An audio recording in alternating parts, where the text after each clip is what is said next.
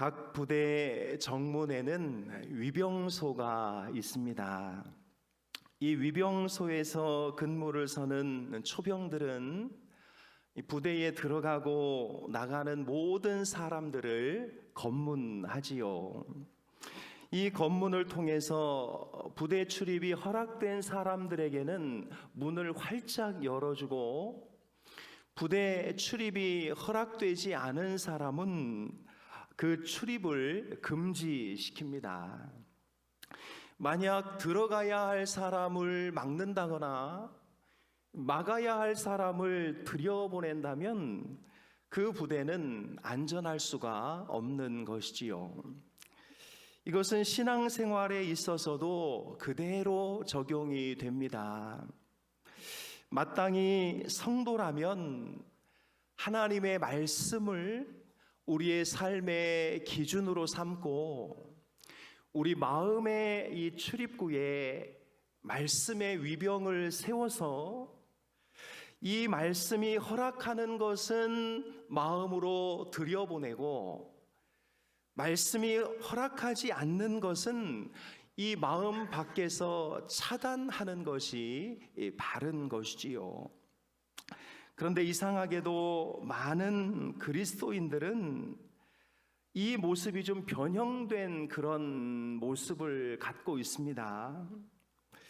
많은 그리스도인들 중에는 자기 마음 앞에 자아의 검문소를 세워두고 하나님의 말씀 중에서 자신이 원하는 것은 안으로 들여보내고, 하나님의 말씀임에도 불구하고 자신에게 불리한 것은 마음 앞에서 그것을 막아버리는 경우들이 적지 않습니다. 많은 성도들이 자기 기준으로 말씀을 검열해서 달콤한 위로의 말씀들은 자기 마음속으로 다 들여보내고, 불편한 말씀에 대해서는 출입을 아예 금지해 버리는 것이지요. 여러분, 이것이 혹 우리의 모습은 아닌지 돌아봐야 하겠습니다. 오늘 본문에도 보면 이런 현상이 나타나고 있는데요. 오늘 우리가 읽은 본문은 스데반의 설교입니다. 54절은 이렇게 말씀하고 있는데요. 그들이 이 말을 듣고 마음에 찔려. 그런데 2장의 베드로의 설교에서도 이와 똑같은 표현이 나타나고 있습니다. 그들이 이 말을 듣고 마음에 찔려. 베드로의 설교를 들은 사람들과 스데반의 설교를 들은 사람들은 설교를 들은 후에 똑같이 마음이 찔렸습니다. 그런데 이렇게 마음이 똑같이 찔렸음에도 그 다음에 나타나는 반응이 우리를 당혹스럽게 하고 있습니다. 먼저 베드로의 설교를 들은 사람들은 어떻게 되었습니까? 우리 2장 37절 말씀 같이 한번 읽겠습니다. 그들이 이 말을 듣고 마음에 찔려 베드로와 다른 사도들에게 물어 이르되, 형제들아, 우리가 어찌할꼬 하거늘. 그런데 스데반의 설교를 들은 사람들은 어떻게 되었나요? 우리 7장 54절 말씀 같이 읽습니다. 그들이 이 말을 듣고 마음에 찔려 그를 향하여 이를 갈거늘. 이들은 똑같이 마음에 찔림을 받았는데요, 베드로의 설교를 들은 청중들은 우리가 어떻게 해야 합니까? 우리를 도와주십시오 라고 도움을 청하고 있지만, 스데반의 설교를 들은 사람들은 스데반을 향하여 이를 갈고 있습니다. 심지어 이것이 어떻게 발전합니까? 우리 사도행전 2장 41절 말씀 같이 읽습니다. 그 말을 받은 사람들은 세례를 받음에 이날에 신도의 수가 3,000이나 더하더라. 그런데 스데반의 설교를 들은 사람들은 어떻습니까? 그들이 큰 소리를 지르며 귀를 막고 일제히 그에게 달려들어 성 밖으로 내치고 돌로 칠세, 증인들이 옷을 벗어 사울이라 하는 청년의 발 앞에 두니라.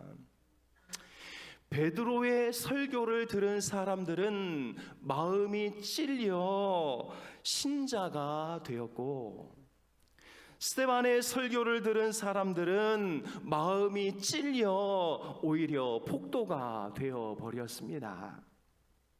사랑하는 여러분, 똑같은 말씀을 듣고 마음이 찔렸는데 왜 어떤 사람들은 도움을 청하고 어떤 사람들은 이를 갈았을까요?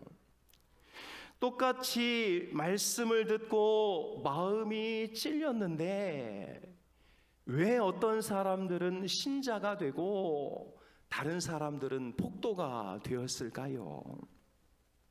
그것은 바로 이 찔림의 차이 때문입니다.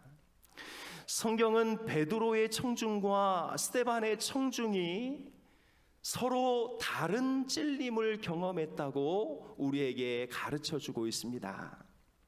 먼저 베드로의 청중에게 쓰인 찔림은 카타니소라는 단어를 쓰는데요, 이것은 안으로 꿰뚫고 들어가다, 이런 의미를 가지고 있습니다.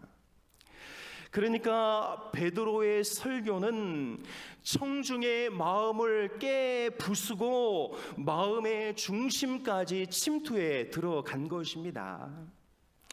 말씀의 공격에 심령이 완전히 박살나버리고 말씀이 심장을 향해 꿰뚫고 들어갈 때에 자아는 아무런 저항을 하지 못했던 것이지요. 그런데 스데반의 청중에게는 디아프리오라는 단어가 쓰여지고 있습니다. 이것은 톱질하다라는 뜻인데요, 톱날에 막 켜진 듯이 아프지만 마음의 속살은 전혀 건드려지지 않은 상태, 날카로운 것에 베인 듯이 고통스럽지만 마음의 껍질이 깨지지 않은 상태를 말하고 있는 것이지요.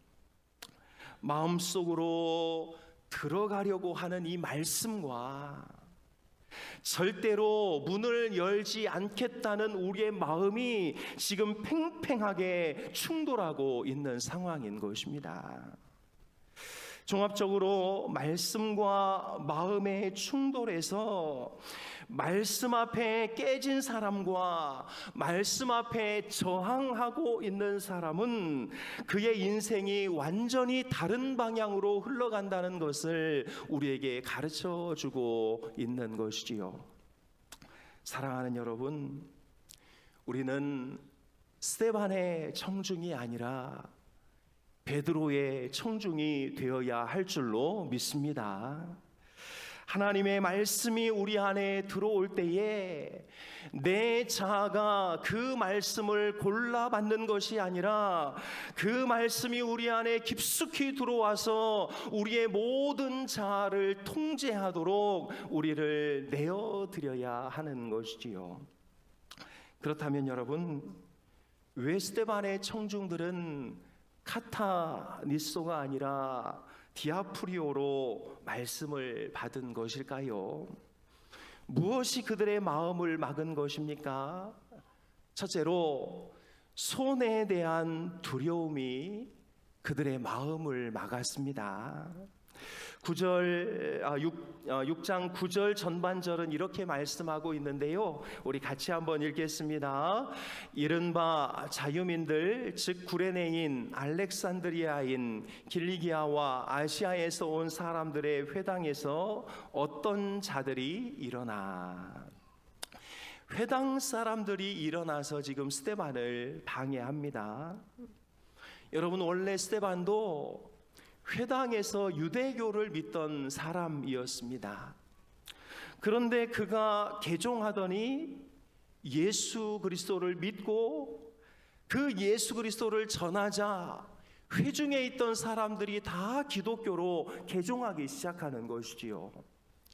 특히 스데반의 설교는 그들의 종교적인 신념과 삶의 토대를 막 흔들어 놓기 시작하였습니다. 만약 그들이 스데반의 설교를 인정하면 회당의 조직과 수입에 문제가 생기기 시작하니까 그들은 아예 스데반의 말에 귀를 막고 말씀을 들으려고조차 하지 않았던 것이지요. 여러분, 신약에 보면 한 청년이 예수님께 찾아왔습니다. 그는 율법을 잘 지키며 존경받는 사람이었지요. 예수님께 와서 선한 선생님이여, 내가 무슨 선한 일을 하여야 영생을 얻을 수 있겠습니까? 라고 묻습니다. 그러자 예수님이 내가 가진 모든 재산을 팔아 가난한 자들에게 나누어 주고 나를 따르라 말씀하시지요. 그러자 그 부자 청년은 슬퍼하면서 예수님을 떠나갔습니다. 이처럼 손해에 대한 두려움은 하나님의 말씀이 우리 안에 들어오는 것을 막고 우리 마음의 문빗장을 걸어 잠그게 하는 것이지요. 그래서 여러분, 우리는 이 사실을 꼭 기억해야 합니다. 하나님의 말씀이 우리 안에 들어올 때에는 잠깐 우리가 쥐고 있는 것에 손실이 있는 것 같을지라도 하나님이 우리 안에 말씀을 주시는 것은 결국 말씀을 받을 때 내 안에 들어오는 다른 유익이 훨씬 더 크다는 것을 우리는 믿어야 하는 것이지요. 말씀은 자주 우리에게서 무엇인가를 포기하도록 만들지만 결국 그 포기한 것 때문에 더 좋은 것을 끌어다 주는 복이 말씀 안에 있다는 사실을 우리는 꼭 기억해야 하는 것입니다. 사랑하는 여러분, 믿으실지 모르겠으나 말씀이 돈보다 훨씬 비싼 줄로 믿습니다. 명예보다 말씀이 훨씬 더 높은 줄로 믿습니다. 말씀은 언제나 추락하지 않는 최고의 주가를 달리고 있는 것이지요. 그러니 당장 물질적인 손해가 찾아오는 것 같다 할지라도 말씀을 붙잡아야 할 그때에 절대로 그 말씀을 포기하는 어리석음에 빠지지 않기를 주님의 이름으로 축복합니다. 무엇이 그들의 마음을 막은 것입니까? 둘째로 자만심과 교만이 그들의 마음을 막았습니다. 9절에 보면 회당에서 어떤 자들이 일어나 스데반과 더불어 논쟁할세. 여러분, 왜 논쟁했을까요? 너희보다 우리의 종교가 훨씬 더 우월하다는 신앙의 자만심 때문이었지요.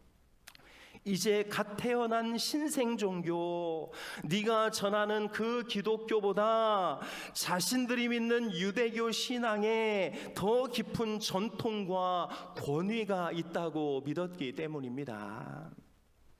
이런 전통에 갇힌 자만과 유대교 안에서 깊이 뿌리 내리고 있었던 이 교만은 그들의 귀에 새로운 진리가 들어오는 것을 가로막고 있었던 것이지요.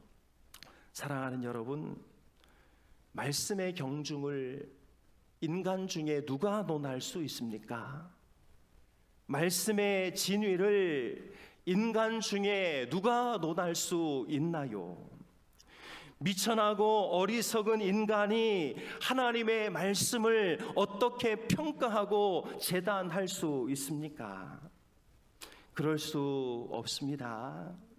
하나님의 말씀은 순종의 대상인 것이지 내 짧은 머리와 지식으로 평가할 대상이 되지 않는 것이지요. 하나님의 말씀은 우리에게 복종을 요구하시지 반론을 요구하지 않습니다. 사랑하는 여러분, 나는 안다는 자만, 나는 높다는 교만, 이 두 가지가 우리 안에 하나님의 말씀이 고이지 못하게 하고 우리의 심령을 계속 피폐하게 만들어가는 것이지요. 물이 가장 낮은 곳으로 흐르듯이 은혜도 항상 낮은 곳으로 흐르게 되어 있습니다. 바다에 저렇게 많은 물이 고이는 것은 바다는 가장 낮은 곳에 위치해 있기 때문인 것이지요. 하나님의 말씀의 은혜를 누리려면 자만심과 교만을 내려놓고 하나님의 말씀을 겸허하게 받아들이는 우리 모두가 다 될 수 있기를 주님의 이름으로 축복합니다. 무엇이 그들의 마음을 막은 것입니까? 셋째로 스데반에 대한 편견이 그들의 마음을 막았습니다. 11절은 이렇게 말씀하고 있는데요, 우리 같이 한번 읽겠습니다. 사람들을 매수하여 말하게 하되 이 사람이 모세와 하나님을 모독하는 말을 하는 것을 우리가 들었노라 하게 하고 거짓말을 퍼뜨리고 있는 것이지요. 14절도 이렇게 말합니다. 그의 말에 이 나사렛 예수가 이곳을 헐고 또 모세가 우리에게 전하여 준 규례를 고치겠다 함을 우리가 들었노라 하거늘. 유대인들은 사람을 사서 스데반이 모세와 하나님을 모욕하고 있는 예수를 전했다고 거짓 소문을 퍼뜨리고 있는 것이지요. 이들의 모함으로 사람들의 마음속에는 이미 스데반에 대한 부정적인 이미지가 깔리게 된 것입니다. 그래서 스데반에 대한 부정적인 편견에 사로잡히게 되었고 그가 하는 모든 말은 다 거짓말이다 라는 생각을 갖게 되었던 것이지요. 여러분, 편견이 이래서 무섭습니다. 편견에 사로잡힌 마음은 눈과 귀를 막고 왜곡된 렌즈로 상황을 바라보게 하지요. 한 사람의 마음에 한 번 편견이 뿌리 내리면 그는 새로운 증거가 나와도 더 좋은 관점이 있어도 그것을 받아들이려고 하지 않는 것입니다. 한번 편견에 사로잡히면 오히려 자기 편견이 사실이라는 것을 입증하려고 반대되는 명확한 증거조차 거짓으로 막 몰아가려고 하는 성향이 발동되게 되는 것이지요. 특별히 설교자에 대한 편견은 매우 위험합니다. 왜냐하면 설교자에 대한 편견은 곧바로 하나님의 말씀에 대한 거부로 이어지기 때문인 것이지요. 이런 편견에 사로잡히면 아무리 하나님의 말씀을 전해도 그것이 하나님의 말씀이라고 느껴지지가 않는 것입니다. 사랑하는 여러분, 이들이 스데반의 설교를 듣지 않은 이유는 하나였습니다. 편견에 사로잡혀 그가 하는 모든 말이 다 거짓말처럼 느껴졌기 때문인 것이지요. 혹여나 우리 중에도 이런 설교자에 대한 편견이나 목회자에 대한 상처, 오해들이 있다면 이 편견과 오해와 상처를 잘 관리하여 하나님의 말씀을 놓치는 일이 없기를 주님의 이름으로 축복합니다.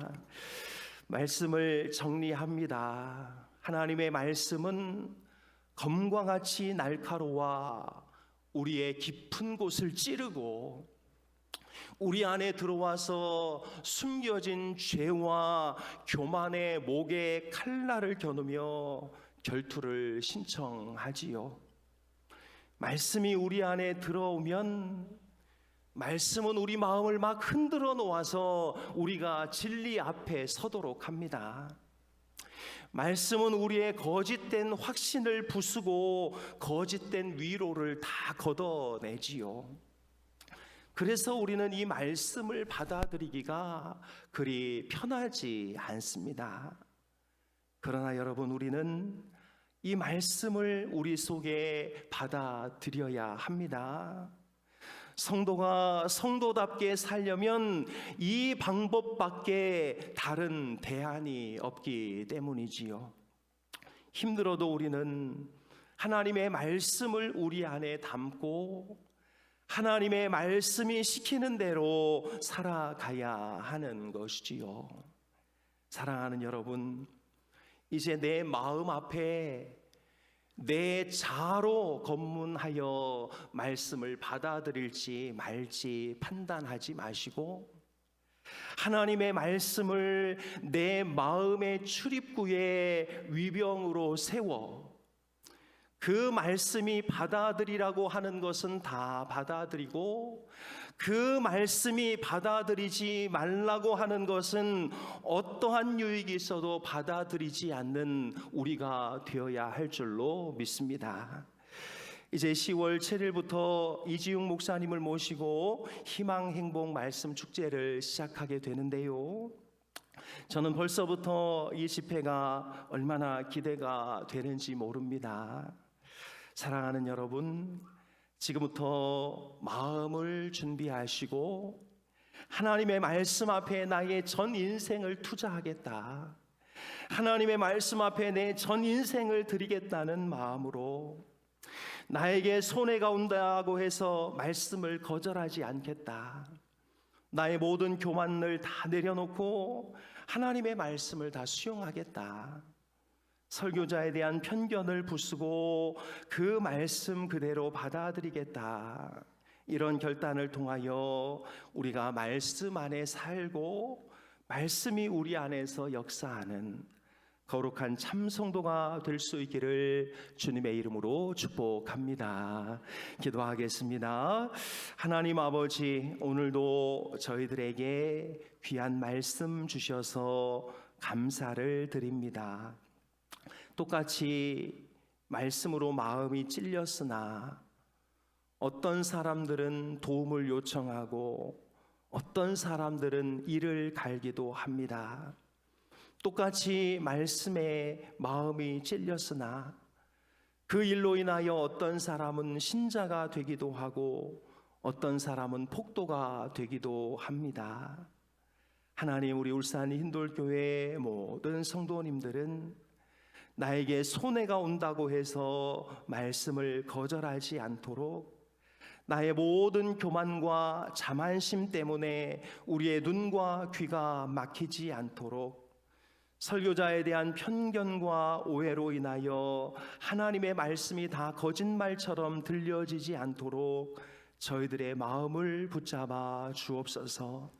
하나님의 말씀 앞에 사는 것, 하나님의 말씀과 함께 사는 것이 성도가 성도되는 유일한 방법인 줄로 믿사오니 매일 성경을 읽고 매일 큐티하고 묵상하고 말씀이 나를 이끌어가는 우리 흰돌의 모든 가족들 되도록 인도하여 주옵소서.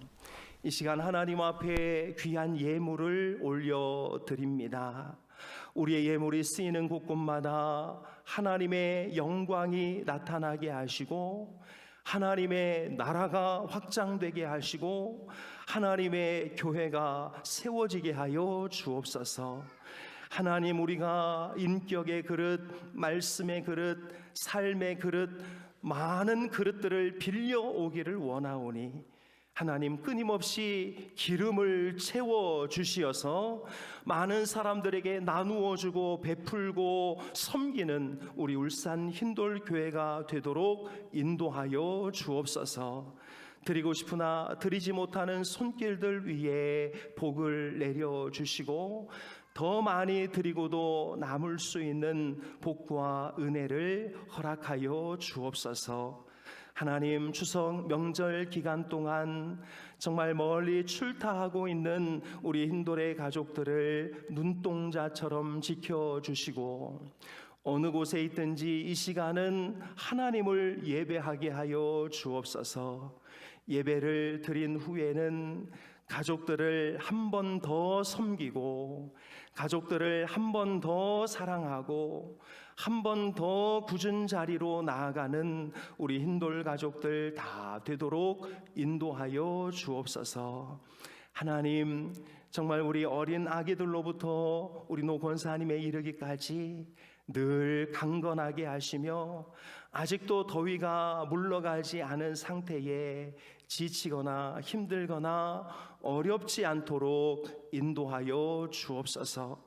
육신의 질병으로 고통당하며 또 수술과 치유로 여러 가지 많은 어려움 중에 있는 우리 환우들 가운데 치유와 회복의 은혜를 허락하여 주옵소서. 감사드리며 예수님의 이름으로 기도하옵나이다. 아멘.